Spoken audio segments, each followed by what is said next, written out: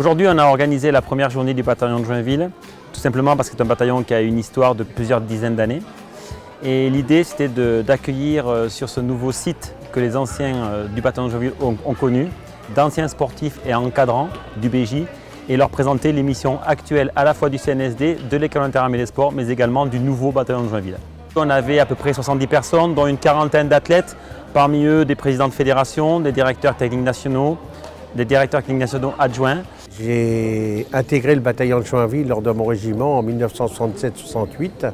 J'ai connu le déménagement à la redoute de Gravelle et je suis arrivé à l'UIS, donc j'ai connu ce déménagement qui était mémorable. Là, je suis dans les souvenirs, on a passé une journée extraordinaire. Alors le BJ, bon, forcément, c'est rattaché à des souvenirs formidables pour pouvoir construire le handball champion du monde, champion olympique. Effectivement, c'est principalement grâce au bataillon de Joinville, avant-coureur par rapport à ce qui s'est passé par la suite à partir de 92, ce qui a permis au handball effectivement de gagner tous ces titres que tout le monde nous envie. Pour moi, le bataillon, c'est une communauté sportive. À l'époque, j'ai côtoyé Roger Lemaire, j'ai côtoyé Sylvain Noué au handball, toutes disciplines, et nous déjeunions ensemble, on discutait, et ça c'était un échange hyper riche. Et ça, pour moi, ça a été 8 années très riches de ma carrière professionnelle. Tous les grands sportifs ont été au bataillon de Joinville. Malheureusement, les sportifs français de la savate boxe française ne viennent pas au bataillon de Joinville, mais nous avons une étroite collaboration puisque très souvent nous venons faire des stages ici. J'étais adjudant de brigade au bataillon de Joinville, où j'ai connu des tas d'athlètes, dont Emmanuel Petit, Barthez, Ginola, Douillet, enfin bon, Bourras.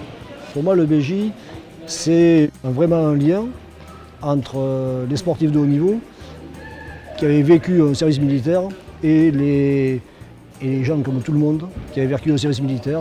Donc voilà, c'est beaucoup de choses, beaucoup de souvenirs. Alors moi j'ai un souvenir qui est, là, personne n'avait la grosse tête. On était tous de haut niveau, chacun dans sa discipline. Donc on avait une relation d'homme à homme, de femme aussi, parce que j'ai connu aussi la féminisation, le commencement de la féminisation. Voilà. Donc une période tout à fait... Et quand on se retrouve comme aujourd'hui, là, c'est comme on s'est été quittés hier.